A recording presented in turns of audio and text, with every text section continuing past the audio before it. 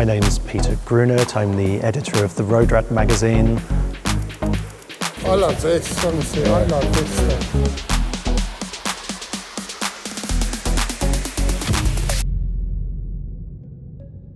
I've been plotting something around the 1990s forever. As a decade, it's an exciting decade and people can connect with that.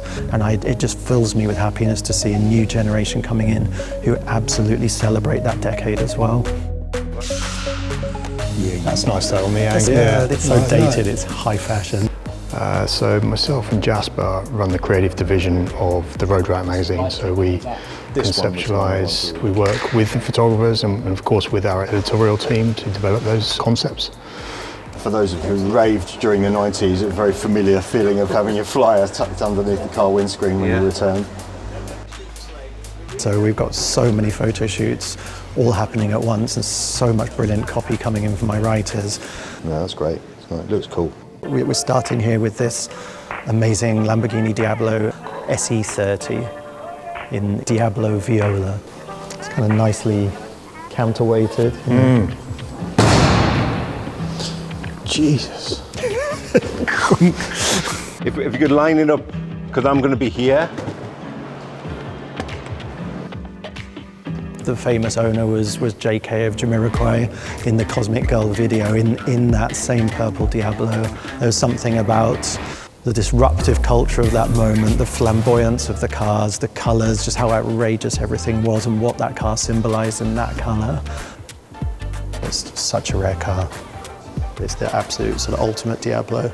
We've got Ed Horder is going to shoot Alpine stereos, really focusing on that sort of 90s design aesthetic with the stereos, the amps, the graphic equalizers, all these aspects that went into cars in that period.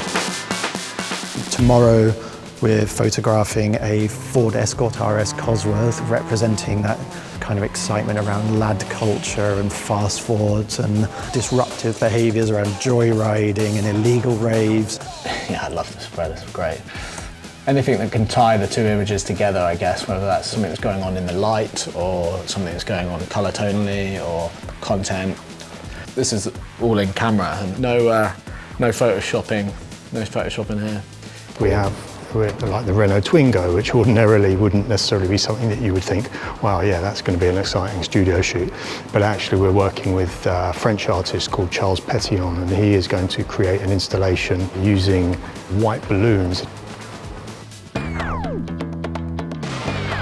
And then we have a gorgeous photo essay about the McLaren F1, why are 1990s cars so valuable. It's the cross-generational appeal, and the McLaren F1 that won at Le Mans in 1995, that has to be the most valuable single modern era car. So we have a stunning photo essay from in period. Elsewhere, Lotus Elise, TVR Cerbera, Ferrari F355, where do I stop there? There are so many incredible cars. We're always looking at what's the bigger picture here, what was in the water at the time, what were the cultural movements, what were the background current affairs going on that changed conditions. It's that getting under the skin of the story that makes the Road Rats so collectible. It's why people keep coming back and back and back and discovering something new when they turn back to them. It starts printing in 2 days' time, but as it stands, we actually still have to shoot one of the biggest features of the magazine. Let's bring the car forward, please. So the car that we shot is a Bentley Continental T with their very upmarket, luxurious cars of their period, and the generic nickname for them, if you like, is the brute in a suit. So, we have James Nelson-Joyce attending the premiere of the second series of 1,000 Blows that he's a star of. We're shooting at night in 3 different locations in London with an actor who's literally been at his own premiere. Then we've got him for a few hours to get across town, shoot some stuff, come back again for him to get to the after party. It was not exactly the normal situation that we find ourselves in, dealing with the cover. And then literally torrential rain hit. Almost surreal in how intense it was. But actually, the results of that rain are really epic, and it's really added something to the story. Nighttime lights, reflective streets, cars. It was, it's worked out really well. So I just wish I'd had a raincoat. We are here on the first day of printing today. We're in a pretty good place. It's printed on at least 3 different kinds of utterly gorgeous, very heavy quality art papers. We're using a super sophisticated printing process, a Heidelberg Speedmaster lithographic press. It's a beautiful, beautiful object, more in line with a sort of coffee table book that you'd love to own and collect and leaf through when you have a moment.